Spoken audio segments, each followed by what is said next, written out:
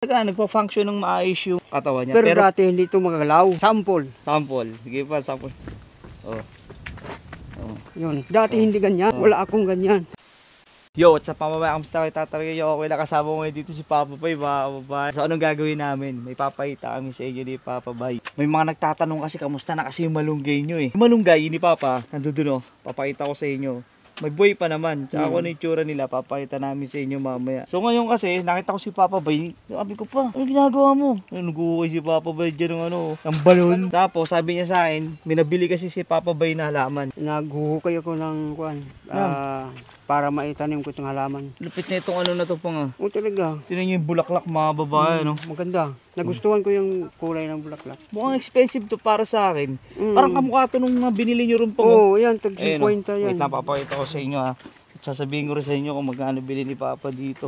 Kamukha nga pa, iba lang kulay ng bulaklak. Ibang kulay, o kamukha lang. At mga babae hindi dito mura. Medyo mahal din to ha. Yan. Magkano yan pa? Bili nyo sa isang puno na ganyan? Walang tax, 49. 49. Tapos, no tax yun ha. kasama na yung tax, 50 mahigit yung isa. Isang puno lang yun. Isang puno. Tapos ito, iba pa yan. Oh, yan. Ayan. Pareho lang yun. Pareha, yan. Tatlo parehas. Ay, ito pa pala ako kalawala to. Ibang kulay to. Ano kaya kulay na to? Kasi red. Red naman siya. Ay, ito. Magre-red pa yan. Red na red bulaklak. talaga siya. Kasi kung tatanungin nyo ako mga kababayan, ang mama at papa kasi mahilig talaga ito sa tanim. Ang mga bulaklak, ay tanim ni mama yun. Papayta ko sige sa mabilis. Ito naman yung tanim ni mama. Iba't ibang klase ng roses, iba't ibang ito talaga kulay. yung kay mama mo. Ako talaga nagtanim niya. Ayan o. Ito kasi, may ano dito si Papa Bay eh. Si mama kasi madalas sabihin niya na, madalas sabihin, di, sa akin yan. Ayun pala, bibili lang si mama ng tanim. Si Papa Bay yung... ako naman talagang bumibili eh. Kaya bumili niyan? Oo, ako bumili niyan. Ano sinasabi sa akin na ano? Ako nagbayad din eh. Ano sabi sa ano sa kanya daw yan? Kaming dalawa magsabay, pero ako nagbayad niyan. Ikaw nagbayad? Ako pa nagtanim. Ikaw pa nagtanim? Pero magkasama lang kayo nung bumili? Oo. Ayaw naman tumulong eh. Mama talaga. Tulungan mo ako, ayaw.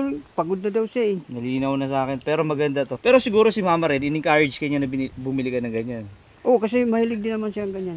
Oh, yun. So, yun iba't ibang klaseng roses, mga babae niya. Ingat lang dito.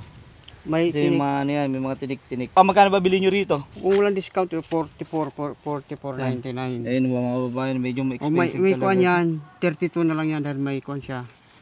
May 20% off. Natutuwa din ako kasi pag nakikita ko sila na nagtatanim-tanim na ganyan. Alam naman natin kasi, magandang therapy din yan pang, no? Oo, talaga. Lalo na sa edad ni Papa. Si Papa kasi 69 na yan eh. At alam nyo ba, kung hindi nyo natatanong, ang Papa Bay, stroke survivor yan, mga kababayan. Kung titignan nyo si Papa Bay, akala nyo may edad lang yan. Kaya ganyan-ganyan siya, gumalaw.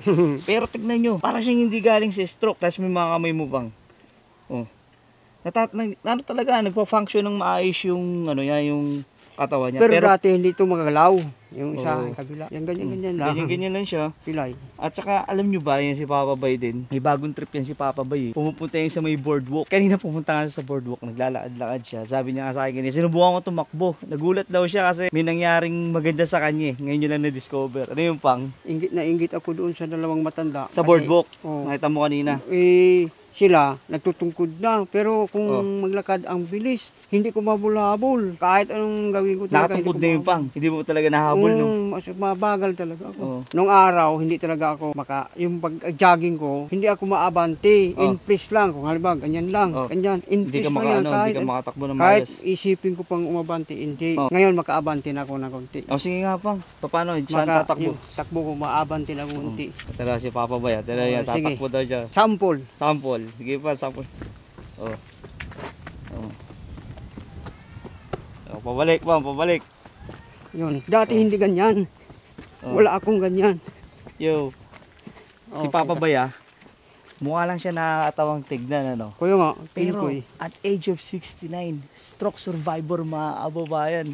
Talagang nakakatuwa lang din. Siyempre, bilang isang anak, makikita mo si Papa na ganyan siya. Tuloy niya na daw yung pagbubungkal kasi baka mamaya umulan. At habang tinutuloy ni Papa Bay yan, pupunta muna tayo doon sa likod, papakita ko sa inyo yung tanim niya. At siyempre, yung malunggay na tanim ni Papa Bay kung kamusta na nangyari. So, ito na yung taniman ni Papa Bay, mga kababayan. Every year may content ako ng tanim-tanim nila Papa Bay kasi nakakatuwa lang din. Tingin ko sa buong lugar dito, sa lugar nila Papa Bay dito, siya lang may tanim na ganito kalawak. Ang tanim niya ngayon, kalabasa lang ang tinanim niya. At saka nga, doon na mga babayan, yung kanyang malunggay sa Canada. At yung malunggay na to, napakalayo na nung itsura niya kaysa dun sa mga tanim niya last year. Kasi kung napanood nyo yun, talagang napakalago at saka ang dami nila.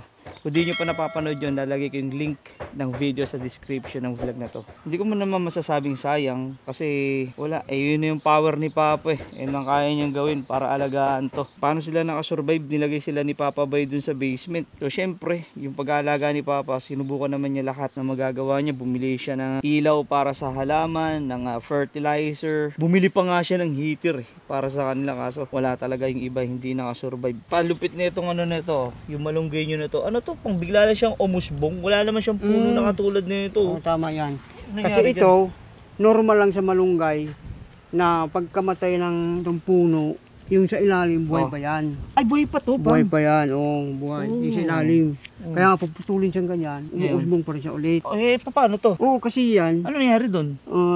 namatay na yung puno, halimbawa ito. Sa pinakailalim, kahit Pero yung sa pinakailalim na? ilalim, buhay pa. Buhay pa siya. Yan yung Galing, no? umuusbong ulit. Yan, natural lang yan sa malunggay. Kahit yan, halimbawa, nasa kuwan yan, mga talahib, nasunog, patay na yung ibabaw. Oo. Sa ilalim noon, May ugat pa. may ugat pa. Yung ugat, yun yung tutubo ulit. Pero pa, ang galing nyo pa. Na-survive nyo pa tong ilang malunggay na to. Akala ko nga pang madededo na sila eh. Kaya Nakaabot pa sila ng summer. Tulad nito, Sana makapal na yung puno makasurvive. nito. Sana makasurvive to. Ito pa pala pa. Tinan mo to. Ito, itong puno na to. May umuusbong pa malunggay. Try to imagine, may libre kang malunggay kasi Talaga? mahal na malunggay dito pang yun. yung kamatis. Ito, may kamatis siya Wala na dito. yan.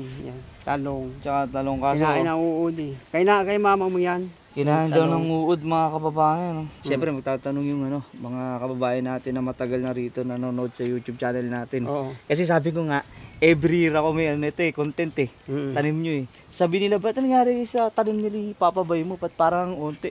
Kasi dito nga tinan nyo. Damo na. Ayaw ko na munang taniman dyan. Bakit pang bata nyo na Kasi muna? ang lupa ng laging binubungkal kada taon. Oh, Wala na. Yung mga minerals nila hindi na maganda. naubos. Ubus na. Kaya pinagdamo-damo ko muna dyan. Maganda rin naman tingnan pag damo lang. Okay no. So, next year baka. Abangan nyo. Baka next year yan. So ito mga babae, itatanim na ni Papa tong kanyang nabiling discounted na halaman pero medyo mahal Beautiful pa rin. flower. 34 yan pa?